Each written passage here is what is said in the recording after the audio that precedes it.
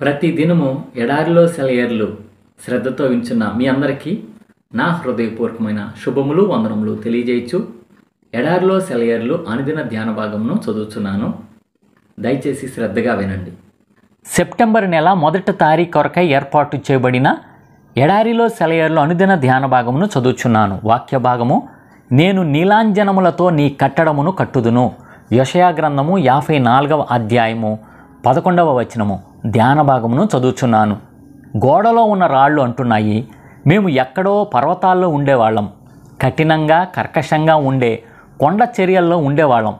వేడిమి, వర్షం కొన్ని వేల సంవత్సరాలుగా మమ్మల్ని ఆకారాలు లేని బండరాలుగా మలిచాయి. అయితే మానవ హస్తాలు మమ్మల్ని నివాసాలుగా కట్టాయి.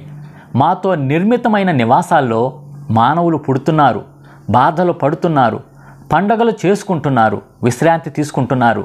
వాళ్లను మమ్మల్ని చేసిన సృష్టికర్త నియమించిన పాఠాలను నేర్చుకుంటున్నారు. మేము ఇలా ఆశ్రయమిచ్చే రాళ్లుగా రూపుదిద్దుకోవడానికి ముందు మేము చాలా శ్రమలను అనుభవించాం. తుపాకీ మందు మా గుండెల్ని చీల్చింది. పెద్ద పెద్ద సుత్తులు మమ్మల్ని పగలగొట్టాయి. ఆ దెబ్బలకు అర్థం లేనట్టు అనిపించింది. ఎందుకు కొడుతున్నారో మాకు తెలిసేది కాదు. చాలా కాలం వికృతమైన రూపాలతో చెల్లాచెదురుగా పడి ఉన్నాం. కొంతకాలానికి మమ్మల్ని ఈ ఆకారంలోనికి తెచ్చారు. సున్నితమైన పరికరాలతో మమ్మల్ని నునుపు చేశారు. ఇప్పుడు మాకు ఆకారం ఉంది, మా ఉపయోగం తెలిసింది. ఇప్పుడు మనుషులకు మేము ఉపయోగపడుతున్నాం. ఇప్పుడు నువ్వు ఆకారం లేకుండా క్వారీలో పడి ఉన్నావు. మాకు ఒకప్పుడు అనిపించినట్టే ఇప్పుడు నీకు ఇదంతా ఎందుకో అర్థం కాదు. కానీ ఉన్నత సౌధాన్ని కట్టేందుకు నువ్వు ఉపయోగపడనున్నావు. కొంతకాలానికి దైవహస్తాలు నిన్ను నీ స్థానంలో ఉంచుతాయి. పరలోకపు దేవాలయంలో సజీవమైన రాయిగా నువ్వు కలకాలం ఉంటావు. నిశ్చల నిశీదిలో నిశ్శబ్ద సంగీతం, చక్కని పాలరాతిలో దాక్కున్న సౌందర్యం. సంగీతం వినబడాలన్నా, సౌందర్యం కనబడాలన్నా కళాకారుడు కావాలి, శిల్పి రావాలి. దివ్య సంగీత విద్వాంసుడా, నాలోని సంగీతం మోగవోకుండా నీ చేతులతో జీవం పొయ్యి. ఓ పరమశిల్పి, నీ సుత్తితో ఉలితో చెక్కి నాలోని సౌందర్యాన్ని వెలికితీయి. ఇదే ఈ దినమునకై ఏర్పాటు చేయబడిన ఎడారిలో సెలయేర్లు అనుదిన ధ్యాన భాగము. ప్రార్థన. పరలోకమందున్న మా తండ్రి, ప్రేమ కలిగిన తండ్రి, జీవం గల దేవ, ఇచ్చిన మరి యొక్క మంచి వర్తమానాన్ని బట్టి వందనములు స్తోత్రం చెల్లించుకుంటున్నాం ప్రభువా.